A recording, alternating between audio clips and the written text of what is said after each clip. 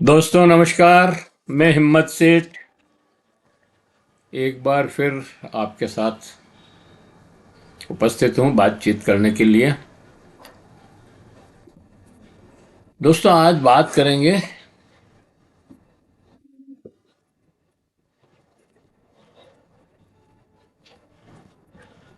दिल्ली की। और दिल्ली में कि इसलिए कि अभी सोमवार को ही ऐतिहासिक लाल किले के बाहर एक कार में बम विस्फोट हुआ। लगभग 12 लोगों की मृत्यु हो गई और 20 लोग घायल हो गए। ये निश्चित रूप से एक आतंकी हमला था। यह यह भी जांच का विषय है कि इसके पीछे कौन लोग हैं। यह तो बहुत आसानी से कहा ही जा सकता है कि इसमें पाकिस्तान के आतंकवादी ताकतों का हाथ है, लेकिन जांच से ही पता लगेगा कि वास्तव में किसका हाथ है, अगर जांच हुई तो। क्योंकि अ, अभी तक जो पुलवामा और पहलगाम और उरी और पठानकोट और ये जितने भी दंगे हुए हैं, इनकी जांच का कुछ पता नहीं है और जांच रिपोर्ट भी कहीं दिख नहीं रही है। और अगर जांचें हुई है तो किसको जिम्मेदार ठहराया ये भी सरकार ने नहीं बताया है। तो इसलिए ये कहा नहीं जा सकता कि इसकी जांच होगी, और होगी तो अ, जिम्मेदार लोगों को किसी को जिम्मेदार ठहराया जाएगा। खैर, यह भी ये यह भी आराम से कहा जा सकता है कि भारत को कमज़ोर करना चाहती ये ताकतें जिन्होंने हमला किया है। और यह भी कहा जा सकता है कि इसके तार पुलवामा से जुड़े हुए हैं। पुलवामा आतंकी हमला जो हुआ था उसी से। जब तक हमारे देश में विभिन्न कुर्सियों पर बैठे लोग अपनी जिम्मेदारी नहीं समझते या सरकार उन पर कोई कार्रवाई नहीं करती, तब तक हमारी खुफिया एजेंसी कैसे अ, ये सरकार उन पर कोई एक्शन नहीं करती, हमारी खुफिया एजेंसी कैसे लगातार चूक कर रही है और फेल हो रही है, उन पर कोई कार्रवाई नहीं होती, तब तक ये आतंकी हमले रुकना मुश्किल है। उनके ऊपर एक्शन क्यों नहीं होता? जो फेल हो रहे हैं उनके ऊपर एक्शन होना चाहिए। हमारे प्रधानमंत्री के सुरक्षा सलाहकार क्या कर रहे हैं? अपने अपने और अपने बेटे का व्यवसाय के अतिरिक्त उनका जो व्यापार है पाकिस्तान में, उसको नरेश कर रहे हैं और क्या कर रहे हैं?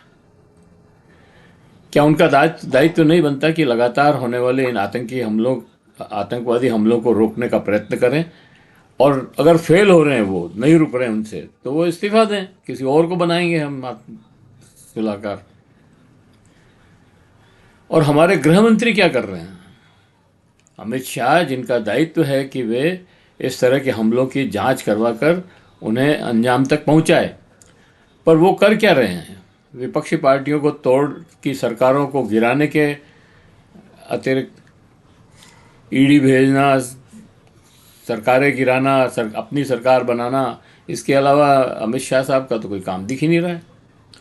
क्यों ना उनसे त्यागपत्र लिया जाए और फिर हमारे सुप्रीम प्रधानमंत्री, जो या तो चुनावी रैलियों में भाषण करते मिलते हैं या विदेश में सैर करते हैं, तो क्या इनका दायित्व तो नहीं बनता है कि ये जो आतंकी हमले हो रहे हैं इनको रोका जाए, और नहीं रुक रहे हैं तो अपनी जिम्मेदारी समझी जाए?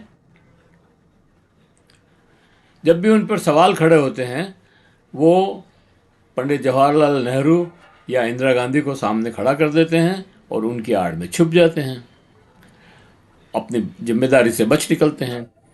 इस सरकार में झूठे बयान देने, विपक्षियों के बयान को संदर्भ से काट कर वायरल करने में महारत हासिल है, इसलिए भी ये सारी चीज़ें हो रही है।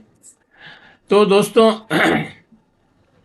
सवाल ये है कि अभी अप्रैल में पहलगांव का हमला हुआ, उसके अपराधी अभी भी नहीं पकड़े गए हैं। भले ही अमित शाह साहब ने कह दिया वहाँ संसद में हमने उनको मार दिया, लेकिन उनकी लाशें नहीं मिली, उनके कोई सबूत नहीं मिले मारने के, कोई डीएनए टेस्ट नहीं हुआ। तो ऐसे ही जो है, झूठ बोलने से क्या मतलब है? सच बात यह है कि अभी तक जांच ही पूरी नहीं हुई है। न पुलवामा की हुई है, न पहलगांव की हुई है। पुलवामा आतंकी हमला हुआ और 40 सेना के जवान मारे गए। दुख के साथ कहना पड़ रहा है कि इसमें भी आतंकी पकड़े नहीं गए हैं। नहीं ये बताया गया कि ये हमले किसकी चूक से हुए। जिन्होंने भी सवाल किया, सरकार और उसके दलालों ने चुप करा दिया, राष्ट्रद्रोह का विशेषण चिपका कर। किसी ने बालाकोट पर सवाल उठाया तो उन्हें जलील किया गया, कहा गया तुम सेना पे सवाल उठाते हो। अरे भाई, ये सेना पे सवाल नहीं था। सेना तो अपने वीरता और शौर्य का परिचय दे ही रही है, लेकिन सवाल तो आतंकी हमलों का उपयोग देश के आंतरिक मामलों को लेकर राजनीति करने का है। मैं तो सेना के को लेकर राजनीति करने का है, तो उसमें क्या है। जम्मू कश्मीर राज्य के गवर्नर ने जो मलिक मलिक साहब ने जब सवाल उठाए तो उन्हें चुप रहने को कहा गया।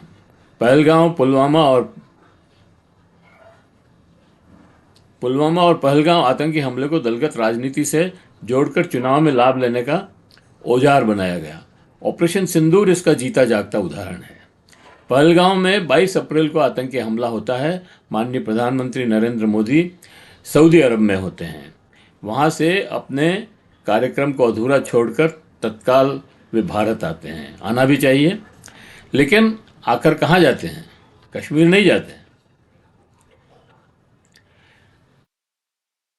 वो आतंकी हमलों से मृत्यु को प्राप्त हुए लोगों के परिजनों से नहीं मिलते। क्यों? उनको ढांढस बनाना जरूरी नहीं था।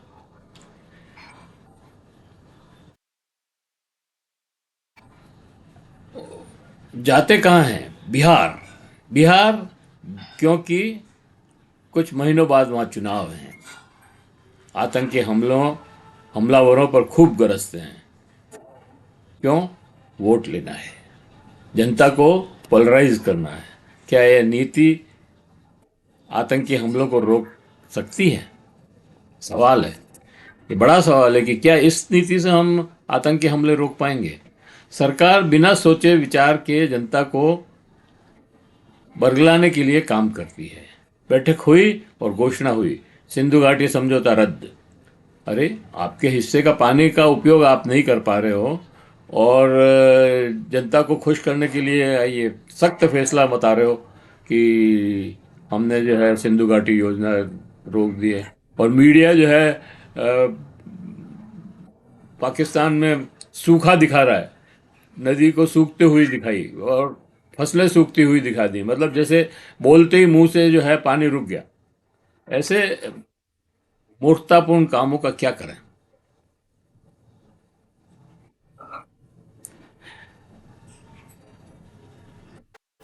ऐसी राजनीति से तो कोई समस्या का समाधान नहीं होना है। बिना तैयारी के ऑपरेशन सिंदूर में कूद पड़े, बड़ी बड़ी घोषणाएं, आतंकी परिवार सहित सैकड़ों लोगों को मौत के घाट उतारना की बातें, आतंकी अड्डे ध्वस्त।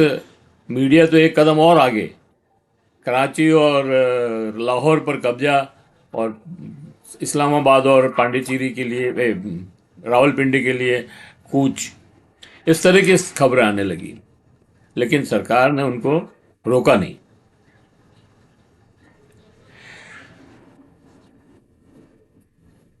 युद्ध विराम की घोषणा पहले अमेरिका ने की, बाद में पाकिस्तान ने और तब भारत ने। हमारे देश के विभिन्न विचित्र स्थिति है। अमेरिका के राष्ट्रपति ट्रंप ने कहा कि मैंने दोनों देशों के मध्यस्थता करके युद्ध रुकवाया। मैंने अणुबम की धौंस दी कि अणुबम है दोनों के पास, रोक दो, नहीं तो अणु युद्ध हो जाएगा। नहीं माने। मैंने व्यापार के लिए कहा कि हम व्यापार करेंगे साथ साथ और युद्ध रोक दो। युद्ध रुक गया। लेकिन हमारे प्रधानमंत्री, हमारा देश का ये है कि हम इस इशू को पाकिस्तान के साथ द्विराष्ट्र ही विवाद को हम तय करेंगे, बीच में किसी तीसरे व्यक्ति को या देश को नहीं आने देंगे। लेकिन ये तो सीधा दिख रहा है कि ट्रंप ने जो है मध्यस्थता की है और हमको पाकिस्तान से समझौता करने को बाध्य किया है। ट्रंप कई बार बोल चुका है, 40-50 बार लगभग, लेकिन हमारे प्रधानमंत्री ने एक भी बार उसका खंडन नहीं किया, न ही ये कहा कि ट्रंप झूठ बोल रहा है। क्यों क्यों डर रहे हो भैया आप उनसे? टैरिफ के मामले में भी हम पीछे हैं, हमारे पे 50% टैरिफ लगा दी और हम चुप हैं। हमने अमेरिका के कॉटन को जो है 0 टैरिफ कर दिया, मतलब हमारे कपास के किसान को तो मार ही दिया है हमने। और वो जो लोग वहाँ पर बिना वीज़ा के या दूसरे डंकी रूट से वहाँ पहुँचे थे, उनको हथकड़ियाँ और बेड़ियाँ लगा करके भेजा। अरे भाई ये गलती है उनकी कि ठीक है आप वो बिना वीज़ा के वहाँ चले गए, इसका मतलब ये थोड़ी है कि वो इंसान नहीं है। उनको ससम्मान उनको वापस भेजना चाहिए था, या हमें वापस ससम्मान उनको बुला लेना चाहिए था। वो हमारे देश के नागरिक हैं। इससे तो अच्छा कोलंबिया ने उनका विमान नहीं उतरने दिया, वो वापस भेज दिया। जेलेंस्की ने जो जवाब दिए वाइट हाउस में बैठ करके, वो दिखाता है कि उसका कितना वो देश का सम्मान बढ़ाया उसने। लेकिन हमारे प्रधानमंत्री चुप हैं।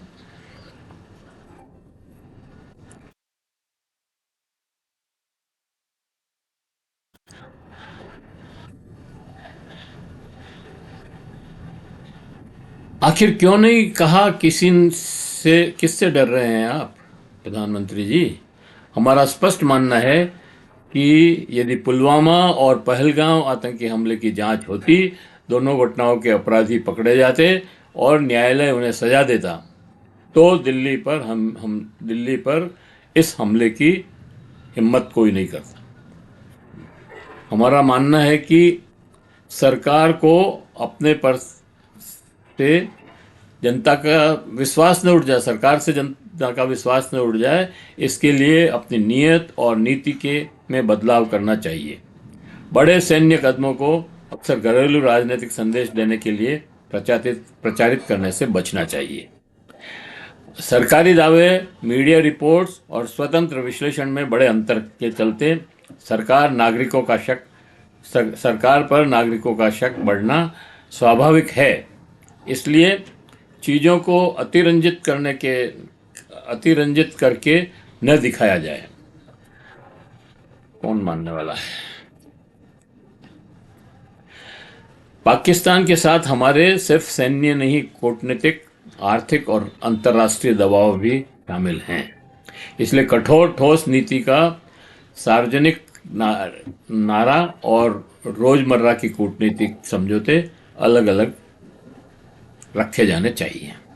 तो ये कुछ सुझाव हैं, सुझाव और भी हैं हमारे पास, लेकिन हम सोच रहे हैं कि उसका एक अलग वीडियो बनाएं, तो क्योंकि ये काफ़ी लंबा हो जाएगा नहीं तो, इसलिए हम ये इस वीडियो को यहीं समाप्त करते हैं और आशा करते हैं कि आपको ये वीडियो पसंद आया होगा। पसंद आया हो तो लाइक करें, फॉरवर्ड करें और लोगों को भी भेजें। और अगर वीडियो अच्छा लग रहा है तो, और अगर अभी तक भी आपने हमारे YouTube चैनल महावीर समता संदेश को सब्सक्राइब न किया है तो सब्सक्राइब कर लें, बेल आइकन दबाना न भूलें। जय हिंद, जय भारत, धन्यवाद।